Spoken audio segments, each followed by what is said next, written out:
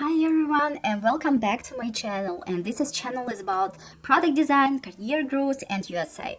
And in today's video I'm going to discuss about the topic named 4 soft skills UX designers need. I think that this is really interesting topic if to take into consideration the previous topic that I also covered last time. It's 4 hard skills UX designers need.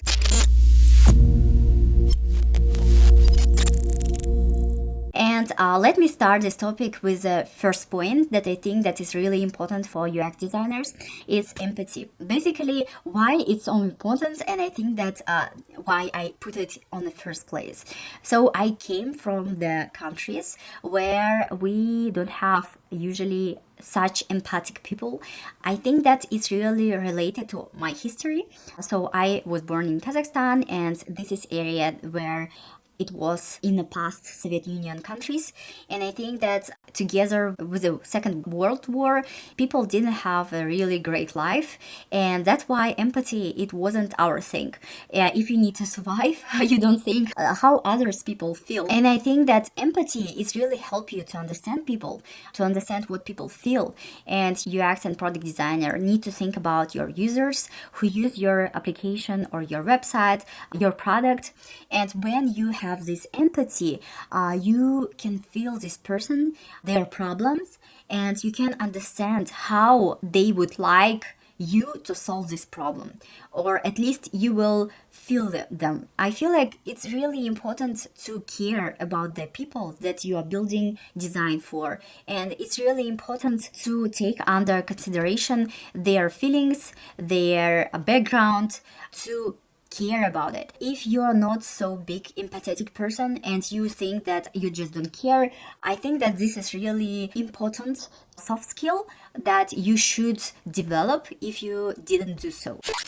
The next point is communication skill. I think that especially for me as a non-native speaker and a newcomer to United States, for me it's a really hard topic, because in a communication it's not only about language, it's also about how do you understand the people, how they understand you, what do you mean, and how you communicate to each other in order to solve your product problems or your own problems. And this communication skills is really important. And what I just discovered, that some people in a different region, they have naturally very good communication skills. For example, it is Indian people. I just understand that they are really great social people, that they can communicate to anyone and they can discover their problems and just explain what they mean. I feel like when you practice more during your lifetime, you are a better communicator. And when you are a close person, when you don't like communicate, you don't like talk to people, you cannot practice this skill set. So I feel like if you want to be better designer, you should develop this communication skill. I feel like it might look so easy, but if it's come to the work in a big company, it's really difficult to be a great communicator with a different type of people. So for example, some people, they really love communication, they love talk to you, they love to know more about you and share more about themselves.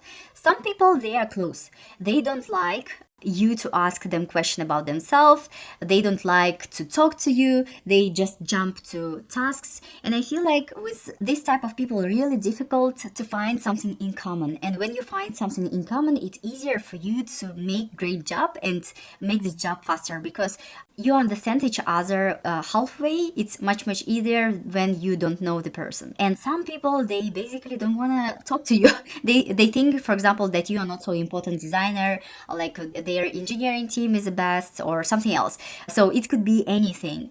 And you as a good communicator with a good communication skill should know how to talk and how to respond to each type of person and how to find something in common.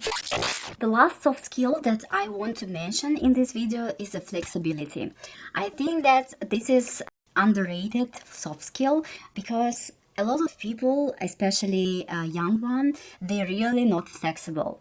They really like to stand on their points, to stand for their design and opinion, sometimes it destroys their career, because if you are not flexible, you would not have freedom to observe new information. It's going to be really difficult for you to go forward in new ideas or new decisions. I think that flexibility for me, it could be in 3 different levels. It can touch decisions, processes, and opinions. So what I mean about decisions. So for example, let's say that you did your design and you have different options of it. So you married on one option, and then your researcher or your testing team, they told you that this option is not great and you need to go on with another.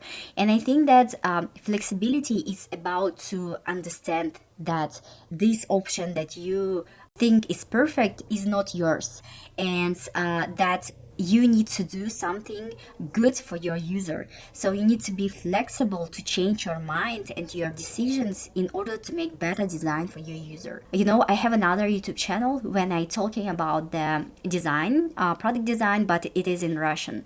And some of my audience, they told that, hey, you told me about the protest and it is not right because I cannot use it in my company. And actually, I'm talking about basic things and not about all the million things that could happen with you in your life. If you have one theoretical process about how to create UX design, but you need to adjust it for your life, for your team, and for your company, and for this time of the year, I don't know, this time of the stage of your product, it really should be adjustable. And when you are flexible to adjust it and you are okay with it, that means that you are a flexible person. And about the opinions, so for example, there could be discussions in your team about such and such things, how to implement, for example, this design, or how to solve this problem, or which problem needs to be solved first. And sometimes you think and you feel that you are no better, and you stand on your opinion and you don't want to lose your weight. And I feel like sometimes it's so difficult to go on with the others' opinions, but to be flexible person is to see the world with the different angles and to be able to understand on each time frame which opinion, which decision would be great for your next results. Not matter whose opinion is it, no matter from where this decision is come. I just want to tell you a really big quick story about my last reading. I read the book. I feel like it's really popular right now and it's new. It's called Articulating Your Design Decisions. I think that there was really great explanation what great UX design is.